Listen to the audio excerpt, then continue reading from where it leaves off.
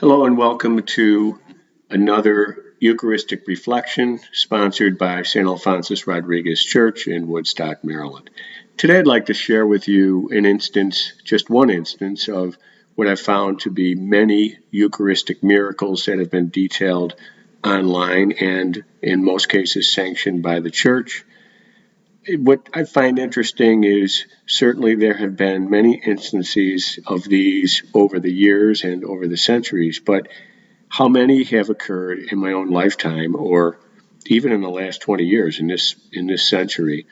And again, they have been reviewed and studied and sanctioned by the Church in most cases. In this case, I found information about this and others on a website called therealpresence.org, and you can find information on these many other places as well. And I would encourage you to do that. For me, it has strengthened and emboldened my faith in the real presence in the Eucharist. This particular miracle occurred on May 5th, 2001, so only 22 plus years ago, in a town called Chirattakonam in India. I don't know if I pronounced that correct. Chirattakonam in India. And I'm going to read the story of this miracle. The Reverend Father Johnson Carnour, pastor of the church where the Eucharistic miracle took place, recounts in his deposition on April 28, 2001, in the parish church of St. Mary of Chirattakonam, we began the novena to St. Jude Thaddeus as we did every year.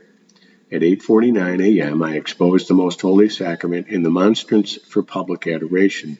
After a few moments, I saw what appeared to be 3 dots in the Holy Eucharist. I then stopped praying and began to look at the monstrance, also inviting the faithful to admire the 3 dots. I then asked the faithful to remain in prayer and reposed the monstrance in the tabernacle. On April 30th, I celebrated the Holy Mass, and on the following day, I left for Trivandrum. On Saturday morning, the 5th of May, 2001, I opened the church for the usual liturgical celebrations. I vested for Mass and went to open the tabernacle to see what had happened to the Eucharist in the monstrance.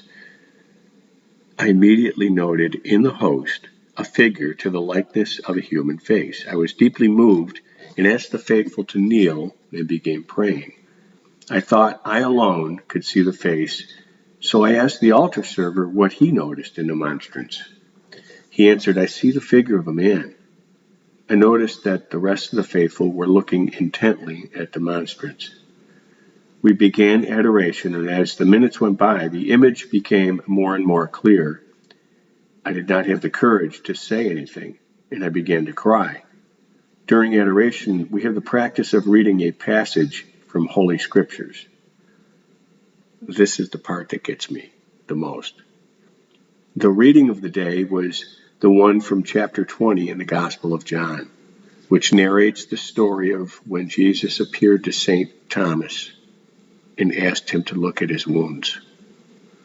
I was only able to say a few words in my homily, and having to leave for the nearby parish of Kokudo to celebrate Mass, I immediately summoned a photographer to take pictures of the Holy Eucharist with the human face on it.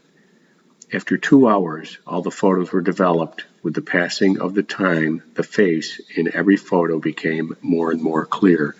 And of course, the photo I've attached as part of this reflection for you to take a look at. But the reading from St. John, to be such a coincidence, quote unquote, read that day about St. Thomas, doubting Thomas, where Jesus says, "Place your hands into my wounds." And Thomas, of course, responds with, "My Lord and my God," which in many cases is the little prayer that people use during the consecration to express their own faith in the real presence of the Eucharist. God bless you.